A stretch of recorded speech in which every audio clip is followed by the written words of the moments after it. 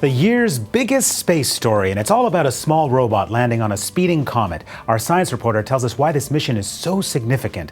I'm Affan Chowdhry. Welcome to Globe Now. It is called the Rosetta mission, Europe's big space project. The first part of it was catching up to a speeding comet. That took about 10 years, but Rosetta got there earlier this year. And then today, dropping a small robot the size of a washing machine onto the comet. So, how did Philae, the robot lander, do? Well, here is the moment of truth in the main control room.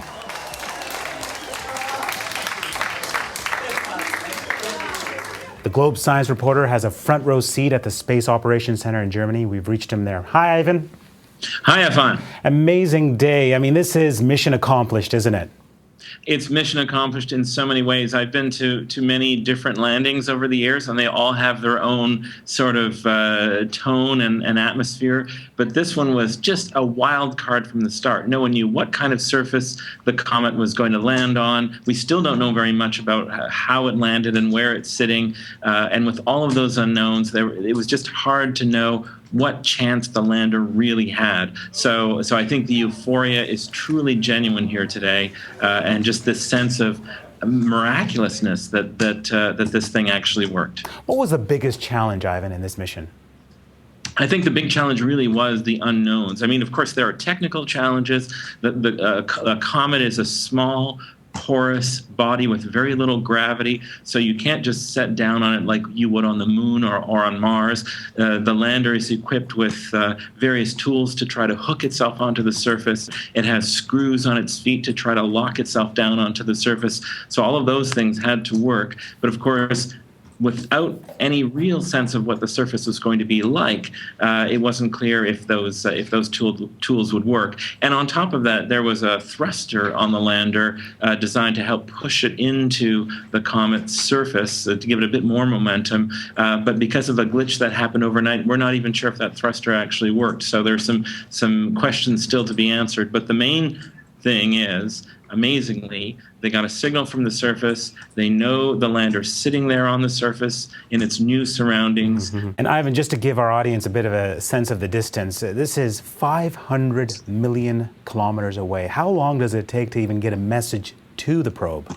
That's a good question. It's about a half an hour or so. So it was one of those weird time warp moments. There was a point at which we knew that whatever was going to happen to the lander had already happened, but the signals had not yet reached us. Okay, so let's talk a little bit about the science, because this is about scientific research. What do scientists expect to find out? Well, the key question is, what are comets made of and what is their history? Our experience with comets so far have been mainly looking at them from a distance, through the Hubble Space Telescope and ground-based observatories, or these fleeting flyby missions that kind of come in close, take a few pictures, and then they're on their way.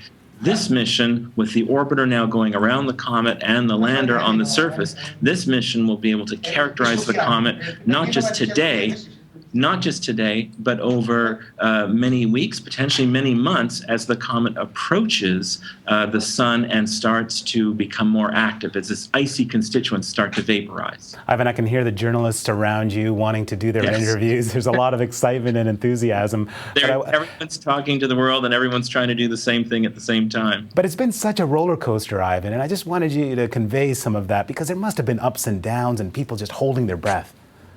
Oh, I think there was a lot of that, more even than usual, just because of the novelty of this mission and the fact that it was so many years in the planning. I mean, the people who were involved in this know that they're never going to have another chance to do this again. If you're involved in a mission on Mars and it fails, that's bad news, but you can always give it another shot in 2 or 4 more years, assuming you get the funding.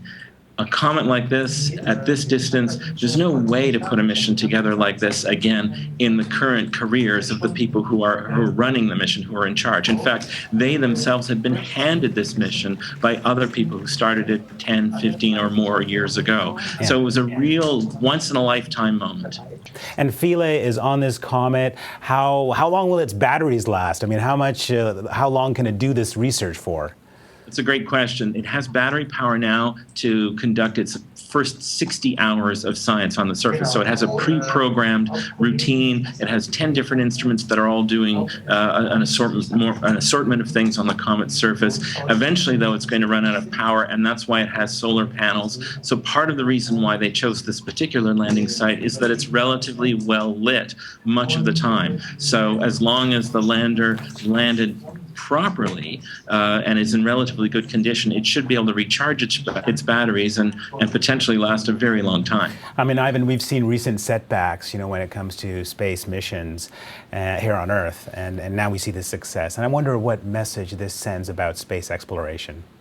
I spoke with someone from the Jet Propulsion Lab yesterday, someone who was involved in the Curiosity lander, the landing on Mars a couple of years ago. And he put it best. He said, in the face of all the chaos that's in the world, still we try these things. And that's what really matters, that we try.